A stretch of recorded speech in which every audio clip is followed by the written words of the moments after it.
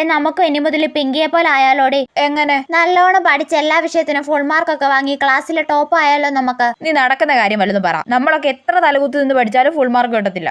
അതും ശരിയാ. എന്നാൽ ഇവക്ക് എങ്ങനെയാണ് ഇങ്ങനെ മാർക്ക് കിട്ടുന്നേ? നമുക്ക് അവളോട് തന്നെ ചോദിക്കാം. എടെ പിങ്കി, നീ ഒരു ദിവസം എത്ര മണിക്കൂർ പഠിക്കൂടെ? ഞാൻ ഫുൾ ടൈം പഠിത്തവാ. ആണോ? നീ രാവിലെ എത്ര മണിക്ക് എണീക്കും? 4 മണിക്ക്. എന്നിട്ട് അപ്പൊ തന്നെ പഠിക്കാൻ തുടങ്ങുമോ? പഠിക്കാൻ തുടങ്ങും. എന്നിട്ട് വൈകുന്നേരം കോളേജിൽ നിന്ന് വീട്ടിലെത്തിയിട്ടും പഠിക്കുവോ? പഠിക്കും. എത്ര മണി വരെ പഠിക്കും? 10 മണി വരെ. എന്റെ പൊന്നോ, നിനക്ക് പഠിക്കാൻ ടൈം ടേബിൾ ഒക്കെ ഉണ്ടോടി? ഉണ്ട്. ഞാൻ അലാറം വെച്ച് പഠിക്കും. നിനക്ക് പഠിത്തത്തിനിടയ്ക്ക് റെസ്റ്റ് ഒന്നും ഇല്ലേടി? ഉണ്ടല്ലോ. റെസ്റ്റ് ചെയ്യുന്ന സമയത്ത് ഞാനും ചേച്ചിയും ഗെയിം കളിക്കും. എന്ത് ഗെയിമാ കളിക്കുന്നേ? ഞങ്ങൾ അങ്ങോട്ടും ഇങ്ങോട്ടും ജനറൽ നോളജ് ക്വസ്റ്റ്യൻ ചോദിക്കും. അയ്യേ, എന്റെ പൊന്നോ, ഇവിടെ ഫാമിലി മൊത്തം പഠിപ്പി ഫാമിലി ആണെന്ന് തോന്നടി. ആണെന്നേ.